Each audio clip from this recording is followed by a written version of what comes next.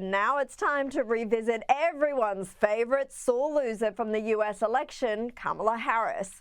The former vice president indulged in yet another word salad of a speech during an LA stop on her book tour this week. It gets back to my point about helping people just put a label on it, even if it doesn't change the circumstance. Because there's so much about this moment that is trying to make people feel like they've lost their minds.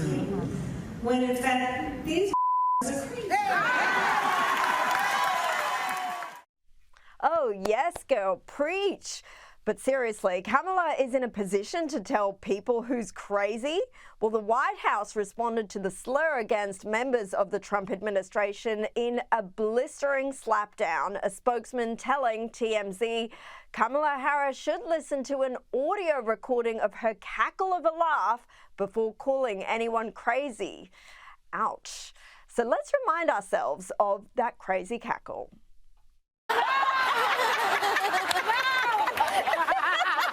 Poor hubby. Poor hubby. No.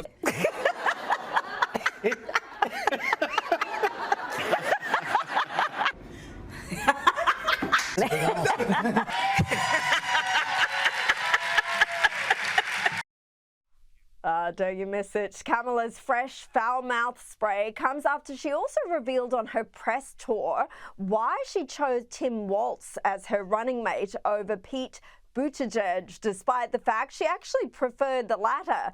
Well, unfortunately for Pete, he was gay. To be a black woman running for president of the United States and as a vice presidential running mate, a gay man, with the stakes being so high, it made me very sad, but I also realized it would be a real risk. Oh, you see, it's American voters' fault for being so regressive. Can you imagine the outrage and claims of homophobia if she were a Republican candidate? Well, joining me now is elections correspondent at The Federalist, Brianna Lyman. Brianna, thanks for joining me. This government shutdown continues and the Democrats continue to embarrass themselves. Let's take a look here as House Minority Leader Hakeem Jeffries gets into a public spat with Republican Mike Lawler.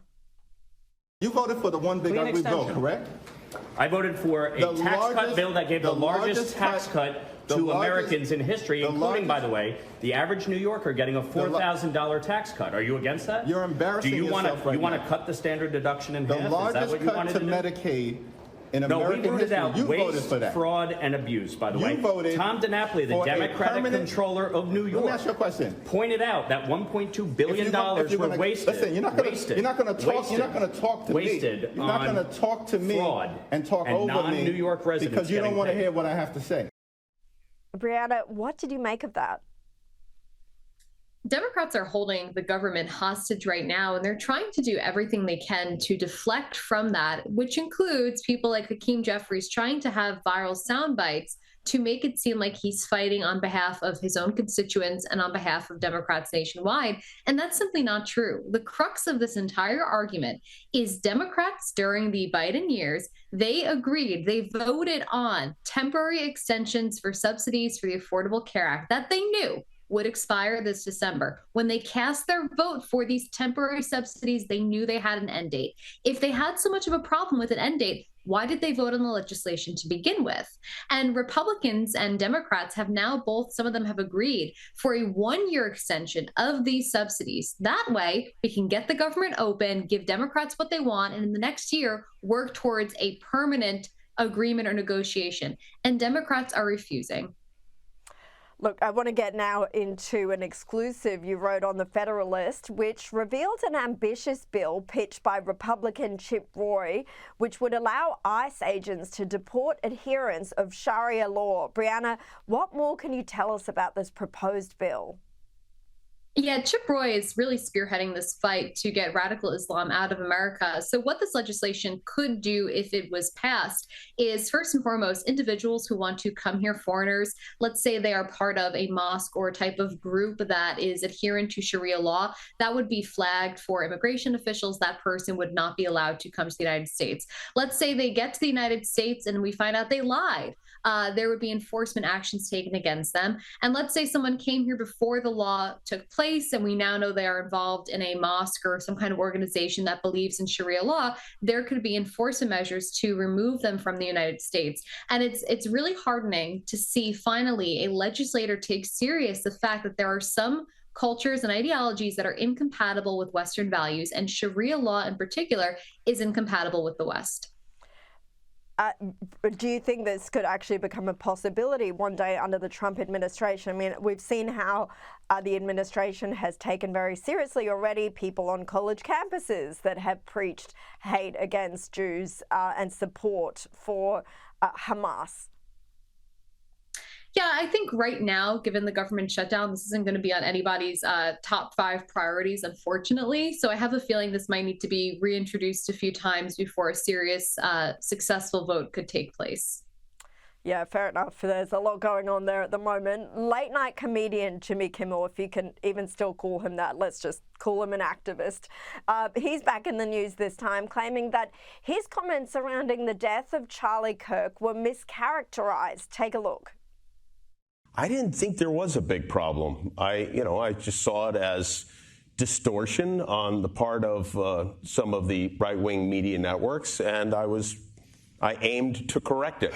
The important thing to me was that I was able to explain what I was saying, what I was trying to say. Because you felt like your initial comments had been mischaracterized. I didn't feel like it was. They were. It was intentionally and I think maliciously mischaracterized. See, Brianna, it's everyone else's fault for not understanding what he was saying there. Yeah, and what he said wasn't even hard to understand. He tried to claim that the Charlie Kirk assassin was a MAGA or Republican.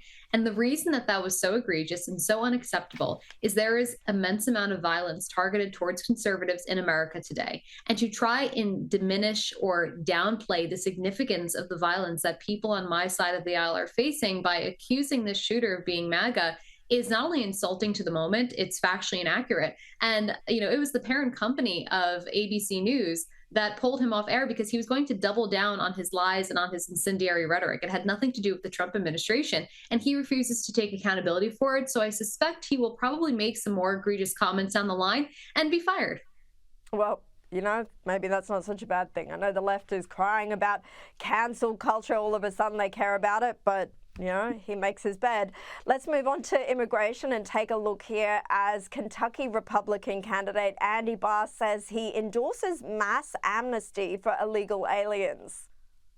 What we need in immigration reform is bipartisan. We need a bipartisan solution on DACA. We do need to fix that situation for young people who are undocumented, who were brought to this country no fault of their own. We did provide in the bill that I voted for in the Republican Congress, a legalization of that group that provided protection from deportation. Brianna, maybe Barr should be running as the Democratic candidate instead. Yeah, I couldn't say it any better myself. His position is wholly disqualifying if you want to run as a Republican today.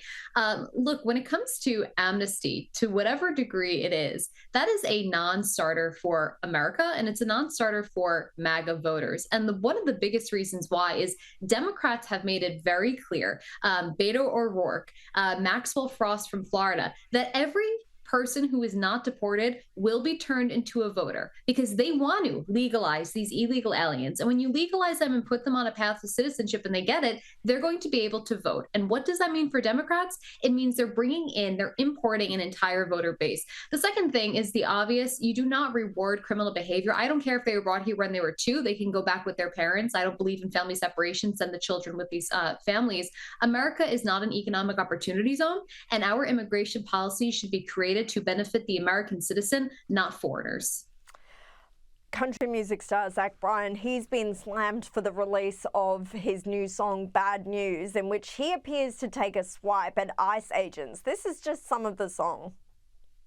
And ICE is gonna come bust down your door. Try to build a house, no one builds no more. But I got a telephone. Kids are all scared and all alone. He also goes on to sing about the fading of the red, white and blue. Now, this has led to Secretary of Homeland Kristi Noem calling the song completely disrespectful. Bryan has now apologized, saying, "I serve this country, I love this country," and the song itself is about all of us coming out of this divided space. Brianna, this is just a week after the NFL announced singer and anti-ICE activist Bad Bunny as the next year's Super Bowl halftime show. What is going on there in music and culture?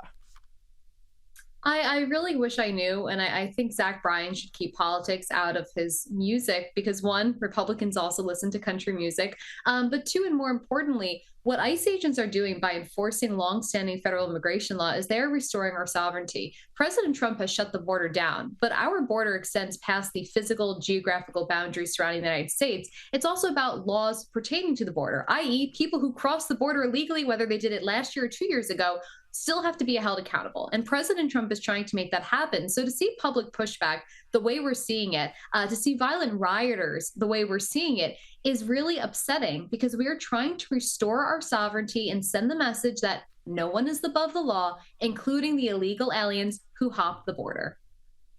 Brianna Lyman, thanks for joining me.